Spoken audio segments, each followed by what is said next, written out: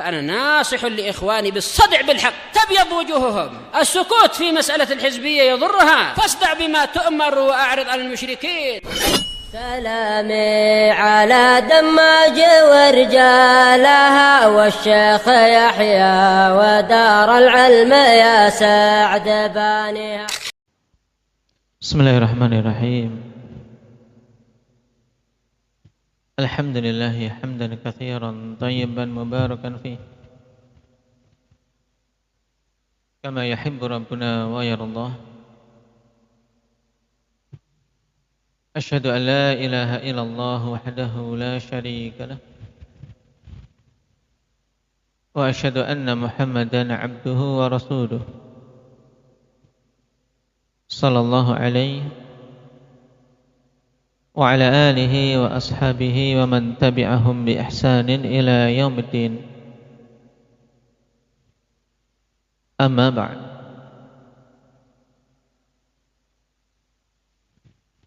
Ikhwanil kiram rahimani wa rahimakumullah. Pertemuan kemarin kita membahas sedikit tentang biografi Syekhul Islam Ibnu Taimiyah rahimahullahu ta'ala. Yang nama beliau itu siapa? Indaka Afif. Siapa nama Syekhul Islam? Ahmad Ibnu Abdul Halim Ibni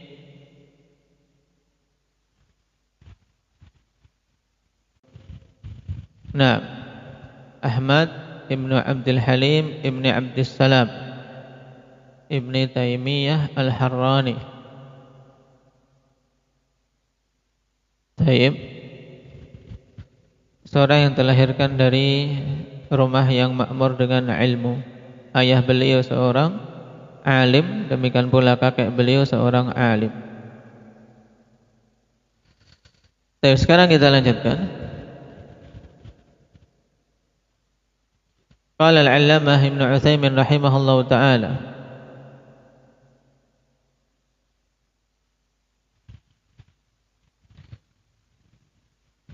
wa mimma allafahu fi hadzal bab, masih berkaitan dengan Syekhul Islam Ibnu Taimiyah. Dari antara kitab-kitab yang beliau karang pada bab ini, yaitu dalam menjelaskan tentang sunnah dan mengokohkan pilar-pilarnya serta untuk mendobrak kebid'ahan-kebid'ahan, adalah Risalatul Fatwa Al-Hamawiyah. Risalah yang dikenal dengan Al-Fatwa Al-Hamawiyah atau Al-Aqidah Al-Hamawiyah, allati katabaha jawaban li su'alin warada alaihi fi sanati 98 wa 600 min Hijriyah atau wa 600 Hijriyah min Hamah, yang beliau tulis sebagai jawaban atas suatu pertanyaan yang sampai pada beliau pada tahun 698 Hijriyah dari daerah Hamah namanya, baladin fi Syam, yaitu suatu daerah di negeri Syam. Yas'alu fihi amma yaquluhu al-fuqaha wa a'immatud din fi ayatis sifati wa ahadithiha, yang pertanyaan tersebut berisi tentang pertanyaan mengenai apa-apa yang dikatakan oleh para fuqaha dan para imam-imam agama ini terkait ayat-ayat sifat dan hadis-hadis sifat. Oleh karena itu, ikhwan, Fatwa Al-Hamawiyah termasuk di antara rujukan pokok berkaitan dengan nukulat imam al-madzhab, ya, terkait dengan keyakinan mereka seputar ayat-ayat sifat maupun hadis-hadis sifat.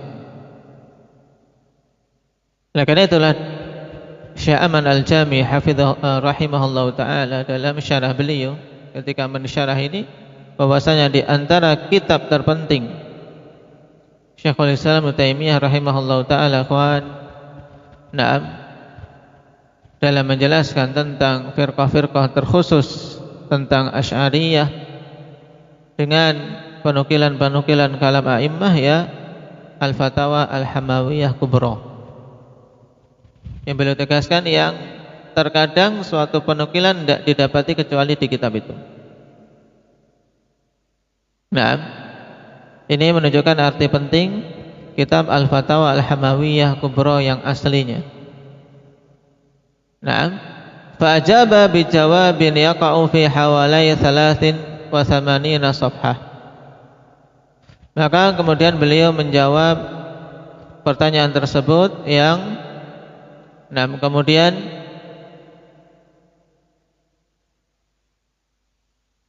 jatuh atau terkumpul tertulis pada sekitar 83 safhah, yaitu 83 halaman. Wa hasala lahu bidzalika mihnatun wa bala, dan beliau mendapatkan dengan sebab fatwa yang beliau tulis ini akhwan, ujian dan cobaan yang tidak ringan. Karena ketika beliau menjawab ini akhwan dan menjelaskan kebenaran, maka ahlul bid'ah wal ahwa segera mengupayakan berbagai macam cara untuk menjatuhkan Syekhul Islam Ibnu Taimiyah dan untuk mencelakai beliau. Fajazahullahu ta'ala 'anil islami wal muslimina afdhalal jaza. Semoga Allah Subhanahu wa taala membalas beliau dari Islam dan kaum muslimin dengan seutama-utama balasan. Nah, oleh karena itulah ketika seorang mampu untuk membacanya langsung, maka itu khair. Membaca Al-Fatawa Al-Hamawiyah Kubra yang aslinya. Cuman ketika tidak memungkinkan atau sulit atau masih belum mampu, maka keadaannya sebagaimana disebutkan oleh Syekh Ibnu Utsaimin setelahnya. Walamma kana fahmu hadzal jawabi wal ihatatu bihi mimma yashqu ala katsirin min qurra'ihi, ahbabtu an ulakhhisal muhimma minhu ma'a ziyadatin tad'ul hajatu ilaiha. Dan tatkala untuk memahami jawaban dan menguasai betul jawaban tersebut termasuk di antara hal yang berat bagi sebagian para pembacanya, karena tentunya butuh kemampuan bahasa, butuh kejelian dan pemahaman yang baik. Nah, maka ketika ada kesulitan pada kitab aslinya, ikhwan, bagi sebagian pembaca, maka aku suka untuk meringkasnya. Tapi meringkas yang bagaimana? Ulakhsal muhimma minhu. Aku akan meringkas yang terpenting dari pembahasan-pembahasan tersebut bersamaan dengan adanya tambahan-tambahan yang menuntut untuk ditambahkan. Agar kalam menjadi bersambung dan runtut. Dan akan kita lihat akhwani fillah, yang dipaparkan oleh Syekh Ibnu Utsaimin rahimahullah taala dalam Talkhis Hamawiyah ini sangat mudah insyaallah, dengan bahasa yang lugas, mudah dipahami. Wa sammaituhu Fathu Rabbil Bariyah bi Talkhisil Hamawiyah 'alal Hikayah. Dan aku menamakan kitab ini Fathu Rabbil Bariyah bi Talkhisil Hamawiyah. Setelah kita lewati, ini termasuk kitab-kitab awal yang dikarang oleh Syekh Ibnu Utsaimin rahimahullahu taala yang dicetak.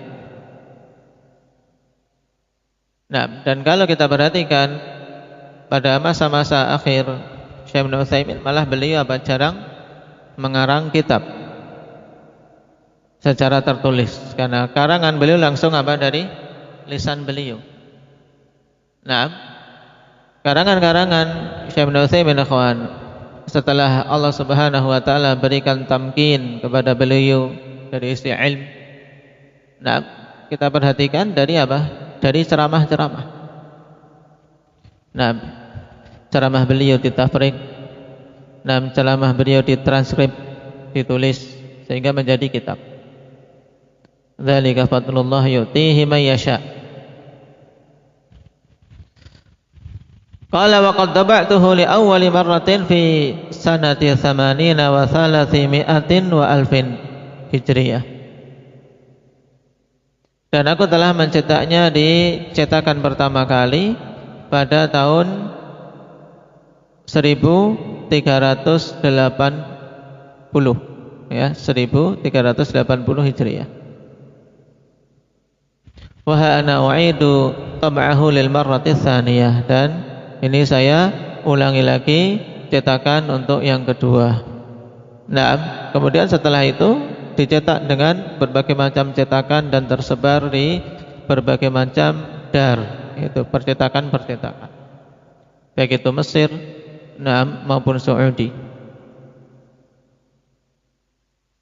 Wa rubbama ghayyartu ma ra'aitu minal maslahati taghyirahu min ziyadatin aw hadfin. Dan terkadang aku ubah-ubah apa yang aku pandang padanya kemaslahatan untuk diubah, berupa penambahan atau dengan menghapus pembahasan yang tidak diperlukan. Wallahu as'alu an yaj'ala 'amalana khalisan liwajhihi wa nafi'an li ibadihi innahu jawadun karim. Dan hanya kepada Allah saya meminta agar Allah Subhanahu wa taala menjadikan amalan ini, menjadikan amalan kita semata-mata ikhlas karena mengharapkan wajahnya dan bermanfaat bagi hamba-hambanya. Sungguhnya Dia itu Jawadun Karim.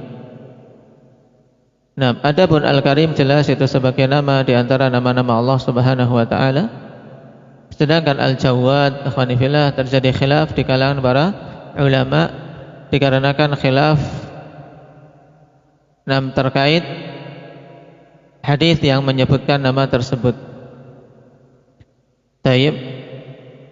Dan yang rajih wallahu taala alam, hadis tidak sabit, sehingga kita tidak mendapati dalil yang sabit yang menetapkan Al-Jawad sebagai nama bagi Allah Subhanahu wa taala.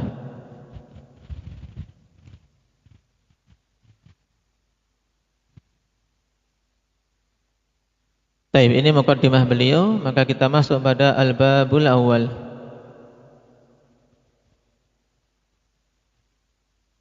Qala al-'allamah Ibnu Utsaimin rahimahullahu taala al-babul awal fima yajibu 'ala al-'abdi fi dinih. Ini bab untuk seorang apa menetapkan dasar-dasar di dalam dia beragama. Jadi bab pertama ini berkaitan dengan apa? Berkaitan dengan hal-hal yang wajib atas seorang hamba di dalam agamanya. Kita beragama ini apa yang wajib?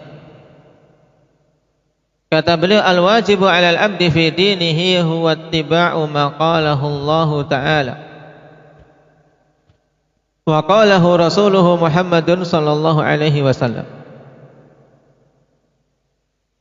wal khulafa'ur rasyidun al mahdiyyun min ba'di minas sahabati wat tabi'in lahum bi ihsan. Baik, yang wajib atas hamba di dalam agamanya yaitu mengikuti apa yang Allah katakan dan yang Rasulullah Muhammad sallallahu alaihi wasallam katakan, serta para khulafa'ur rasyidun al-mahdiyyun min ba'dih. Itu para khulafa ar-rasyidun setelah beliau dari kalangan dan juga apa? Dari kalangan sahabat dan tabi'in yang mengikuti para sahabat dengan baik.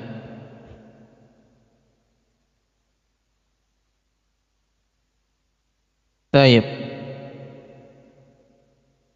Pada paragraf ini akhwani fillah jelas tersimpulkan kewajiban kita semua di dalam beragama. Berarti seorang ketika beragama kewajibannya adalah mengikuti Al-Quran dan Sunnah. Demikian pula mengikuti Khulafaur Rasyidun Al-Mahdiyun dalam penerapan Sunnah, dan mengikuti metode para sahabat radhiyallahu alaihim dan para tabi'in dalam memahami Al-Quran dan Sunnah. Kenapa khonifillah? Dikarenakan Al-Quran dan Sunnah sampai kepada kita melalui jalur para sahabat, para tabi'in dan atba'ut tabi'in. Dan mereka lah generasi yang telah Allah Subhanahu wa ta'ala pilih sebagai generasi terbaik umat. Khairun nasi qarni, thumma alladhina yalunahum, thumma alladhina yalunahum. Sebaik-baik generasi adalah generasiku. Kemudian setelah mereka generasi tabi'in, kemudian setelah mereka lagi yaitu atba'ut tabi'in. Maka tidak cukup hanya sekedar mengatakan kewajibannya mengikuti Al-Quran dan Sunnah, tapi adalah kewajibannya mengikuti Al-Quran dan Sunnah berdasarkan pemahaman para Khulafaur Rasyidun, para sahabat, para tabi'in dan atba'ut tabi'in. Yang kemudian istilah ini disingkat dengan satu istilah yang mudah diingat dan dilafadzkan, yaitu dengan pemahaman para salaf. Jadi as-salaf ikhwani fillah, apabila ditilik dari generasi, maka generasi salaf adalah 3 generasi awal. Yaitu generasi sahabat, tabi'in dan atba'ut tabi'in, yang mereka mendapatkan rekomendasi dari Rasulullah SAW tentang kebaikannya. Kemudian perhatikan di sini Al-Khulafaur Rasyidun Al-Mahdiyun. Apa perbedaan antara Rasyidun dan Al-Mahdiyun? Ar-Rasyidun ikhwan dari rusyd. Yaitu suluku tariqir rasyad. Wa huwa an ya'mal al-insanu bima huwa rusydun wa salahun wa falah. Ini hakikat ar-rusyd.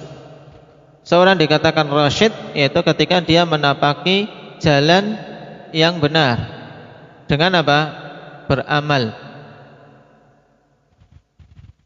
Dengan beramal amalan yang baik. Sedangkan Al-Mahdiyun hidayah, yang mendapatkan hidayah yaitu yang mereka memiliki ilmu. Makanya ungkapan Ar-Rasyidun Al-Mahdiyun, Ar-Rasyid kembali kepada amal, bahwasanya mereka itu orang-orang yang beramal saleh. Al-Mahdiyun kembali kepada al-ilmun nafi'. Mereka-mereka yang memiliki apa? Ilmu yang bermanfaat. Baik. Oleh karena itulah pada lafaz hadis dari hadis Irbad bin Sariyah radhiyallahu anhu, Rasulullah sallallahu alaihi wasallam gabungkan lafaz hadis tersebut, alaikum bisunnati wa sunnatil khulafa'il mahdiyyin ar-rasyidin, pada sebagian riwayat.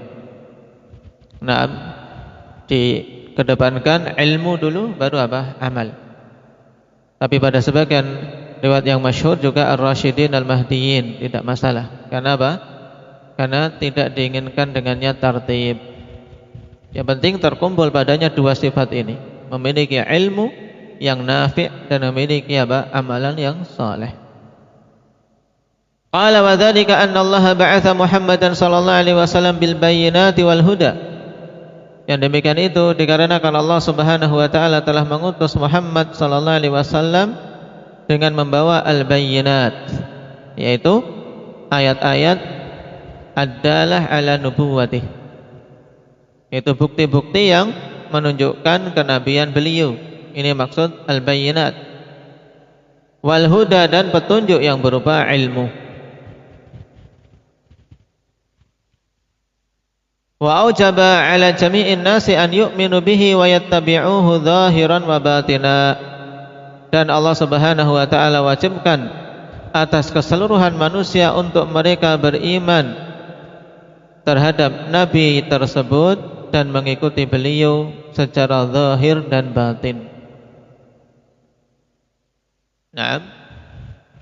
Ini menunjukkan bahwasanya diutusnya Nabi akhwan kepada jami'an nas, kepada semua manusia. Bahkan juga mencakup para jin. Naam, untuk mereka beriman dan ittiba' secara zahir dan batin, karena tidak cukup ittiba' secara zahir saja kalau batinnya naam menyelisihi. Faqala ta'ala qul ya ayyuhan nas inni rasulullah ilaikum jami'a alladzi lahu mulkus samawati wal ard. Katakan wahai Nabi, wahai sekalian manusia, an-nas ikhwani fillah, ketika dimutlakkan na'am, maka masuk padanya jin. Sebagaimana dalam hadis, kana nasun minal insi ya'buduna nasan minal jin. Bahwasanya jin pun dimasukkan dalam deretan an-nas, disebut dengan ungkapan an-nas. Baik sekalian manusia dan jin, sungguhnya aku adalah Rasulullah, utusan Allah kepada kalian secara keseluruhan. Alladzi lahu mulkus samawati wal ard.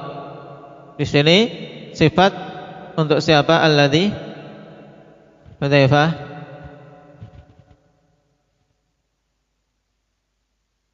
Untuk apa? Untuk Allah, yaitu zat yang memiliki kekuasaan langit-langit dan bumi.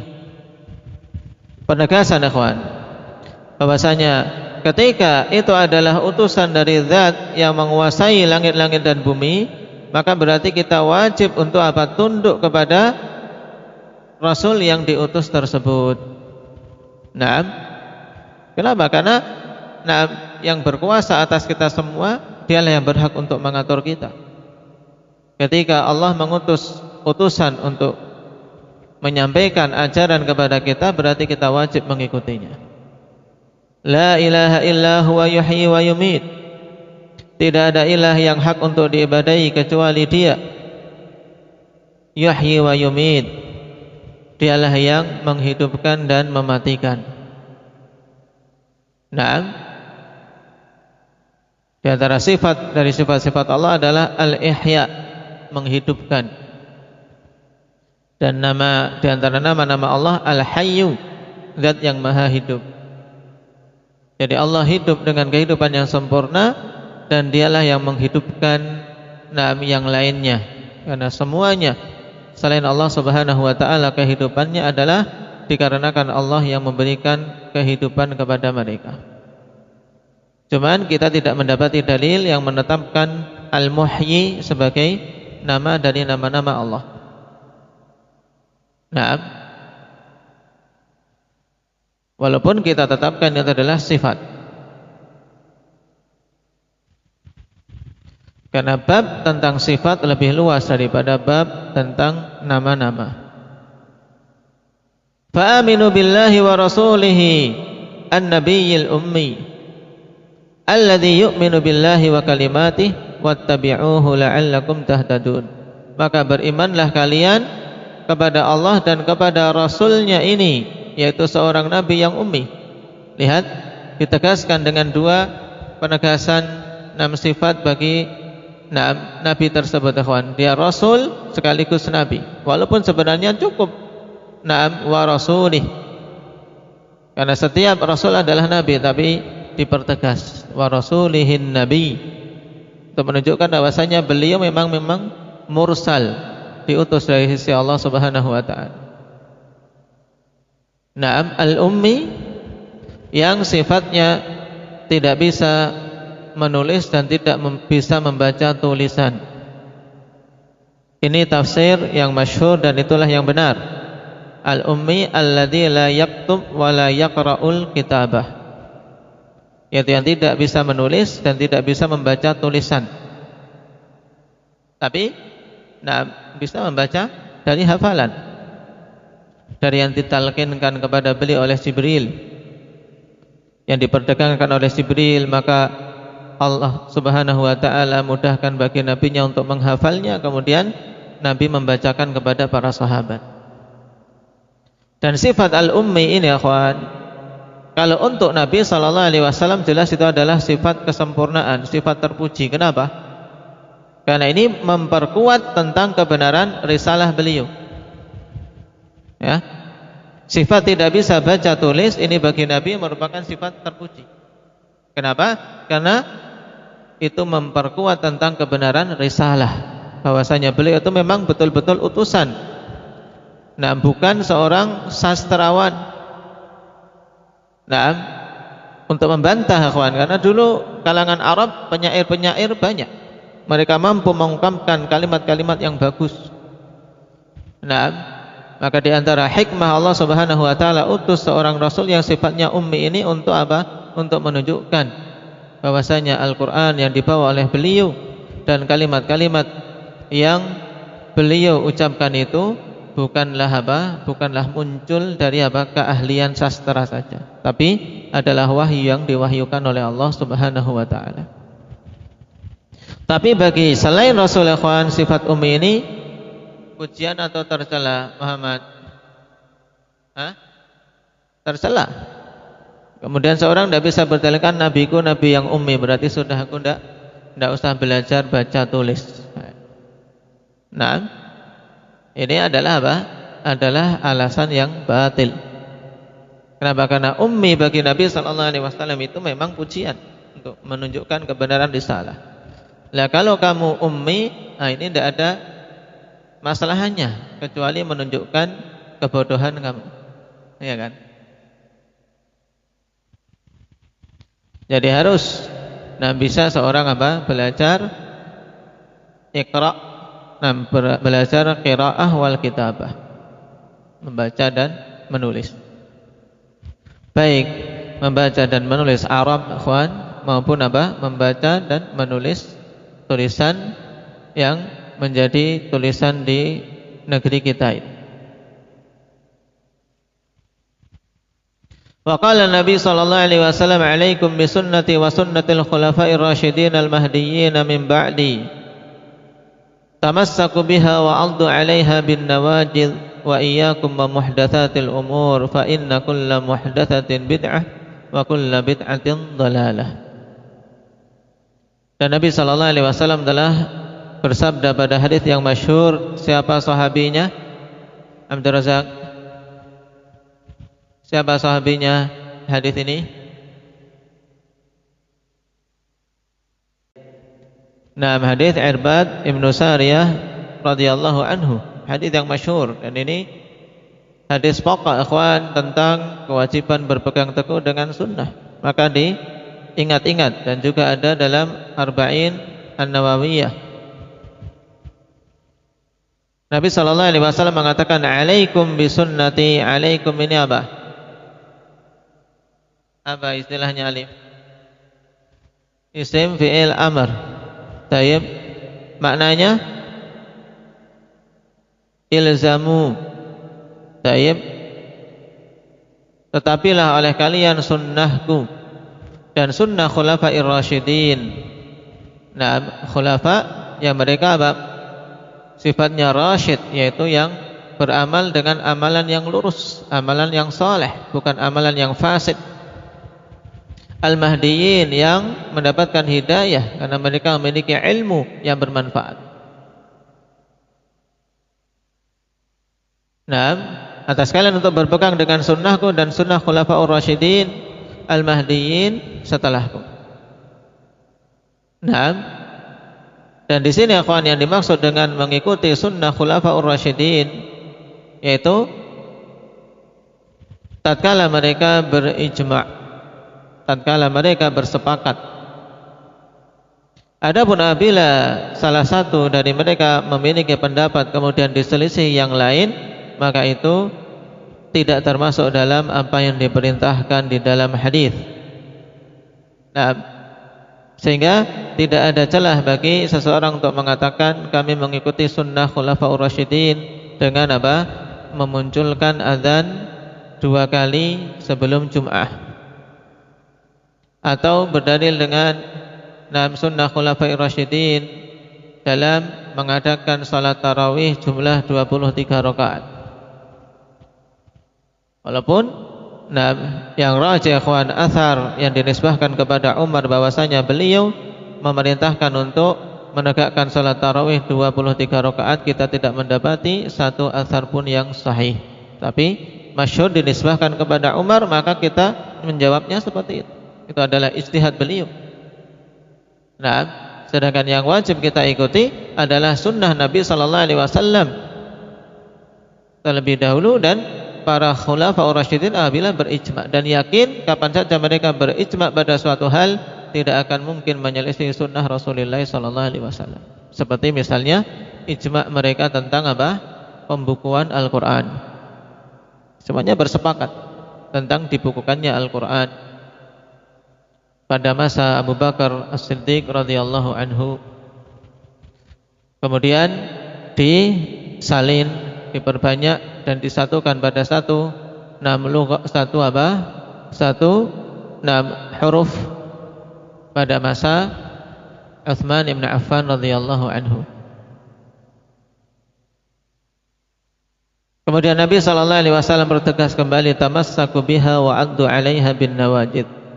Berpeganglah teguh kalian dengannya dan gigitlah sunnah tersebut dengan gigi geraham kalian.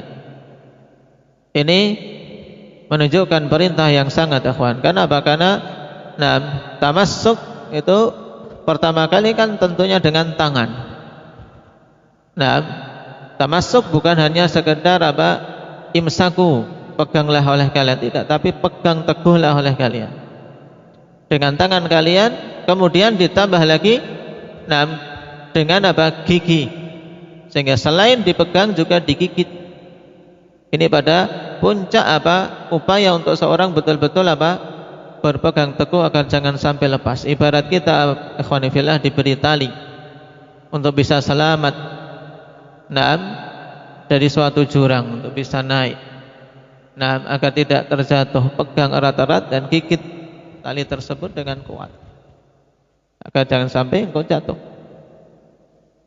Wa iyyakum wa muhdatsatil umur fa inna kulla muhdatsatin bid'ah wa kulla bid'atin dhalalah. Dan jauhilah oleh kalian, hati-hati kalian dari perkara-perkara yang diada-adakan di dalam perkara agama ini, karena semua perkara-perkara yang baru dalam agama adalah bid'ah dan semua bid'ah itu sesat. Qala wal khulafa'ur rasyidun humul ladzina khalafun nabiyya sallallahu alaihi wasallam fil ilmi an-nafi'i wad da'wati ilal haqqi wal 'amalis shalih. Dan al khulafa'ur rasyidun, para pengganti Nabi sallallahu alaihi wasallam, yang sifatnya ar-rasyidun, mereka adalah pengganti Nabi sallallahu alaihi wasallam dari sisi ilmu yang bermanfaat, menggantikan Nabi sallallahu alaihi wasallam dari sisi dakwah kepada kebenaran dan amalan saleh. Ini tiga hal. Khalafun Nabi sallallahu alaihi wasallam, mereka mengganti Nabi dan meneruskan perjuangan beliau dalam menyebarkan ilmu yang bermanfaat di dalam dakwah kepada kebenaran dan dalam beramal saleh. Tentunya yang terdepan dari Khulafaur Rasyidin adalah khalifah yang 4. Kemudian menurut makna ini berarti masuk dalam keumuman makna khulafa, yaitu para sahabat. Makanya dikatakan oleh beliau, ahaqqun nasi bihadzal wasfi humus sahabatu radhiyallahu anhum. Dan orang yang paling berhak untuk mendapatkan pensifatan ini adalah para sahabat radhiyallahu anhum. Kenapa? Fa innallaha ikhtarahum li suhbati nabiyhi sallallahu alaihi wasallam wa iqamati dini, karena Allah telah memilih mereka untuk bersahabat dengan nabinya dan menegakkan agamanya. Walam yakunillahu ta'ala liyakhtara wa huwal alimul hakim li suhbati nabiyhi illa man huwa akmalun nasi imanan wa arjahuhum uqulan wa aqwamuhum amalan wa amdahum azma. Perhatikan, ini penegasan untuk terbentuk pada diri kita ikhwani fillah keyakinan yang benar tentang para sahabat, karena mereka jalur untuk kita bisa mengetahui agama ini. Makanya celaan ahlul bidah ikhwani fillah seperti Rafidhah dan yang semisalnya terhadap para sahabat tidak lain adalah untuk mencela jalur yang kita bisa mengambil agama dengan benar, agar mereka bisa mudah untuk memasukkan pemahaman-pemahaman sesatnya. Taib, mereka itulah orang-orang yang Allah pilih untuk menemani nabinya dan menegakkan agamanya, dan Allah tidaklah memilih dalam keadaan Allah itu zat yang maha luas ilmunya dan maha bijaksana, tidak akan memilih untuk menemani nabinya kecuali orang yang sifatnya apa? Yang pertama, akmalun nasi iman, paling sempurna keimanannya. Taib, maka dalam deretan sahabat yang terdepan As-Siddiq, yang dikenal dengan keimanan yang sangat kokoh. Kemudian wa arjahuhum uqula, ya paling kuat akalnya paling kuat, paling sehat, paling tajam. Makanya para sahabat ikhwani fillah adalah orang-orang yang tercerdas, bukan orang-orang terbelakang. Nah, maka ungkapan-ungkapan mutaakhirin yang menunjukkan bahwasanya para sahabat orang-orang terbelakang ini adalah celaan yang tidak layak untuk diungkapkan oleh seorang muslim. Nah, bahkan Allah pilih orang-orang yang berada di sekeliling Nabi sallallahu alaihi wasallam adalah orang-orang yang memiliki akal yang rajih, akal yang kuat, akal yang sehat. Ditambah lagi wa aqwamuhum amala, dan paling lurus, ya aqwam, ya paling lurus amalannya paling benar. Taib, dan ini tidak syak. Kenapa? Karena mereka melihat langsung bagaimana Nabi beramal, dan ketika keliru mendapatkan teguran langsung dari Nabi sallallahu alaihi wasallam. Makanya kita dibimbing untuk apa? Mencontoh para sahabat di dalam beragama. Wa amdahum azma, dan orang yang paling kuat dalam melaksanakan azmnya, dalam melaksanakan tekadnya, memiliki tekad yang kuat, dan ketika sudah bertekad betul-betul mereka laksanakan, ikhwan. Mereka bukan orang yang tekadnya hangat-hangat tai ayam. Tahu hangat-hangat tai ayam? Betul Hafid? Hah? Pernah pegang? Nah, kok tahu ya? Tapi hangatnya sebentar saja, ketika baru keluar hangat. Tapi setelah itu dingin, tidak ada semangat sama sekali. Sedangkan para sahabat tidak, ikhwan. Mereka orang yang azimahnya sangat kuat, luar biasa. Bukti, kalian lihat tarikh. Allah Subhanahu wa taala telah sebutkan dua bukti utama, ikhwan, dari sekian bukti-bukti, yaitu pada kisah selepas perang Uhud dan selepas apa? Perang Khandaq. Selepas perang Uhud, ketika mereka masih dipenuhi dengan luka-luka, kemudian terdengar berita, innan nas qad jama'u lakum fakhshawhum fazadahum imana.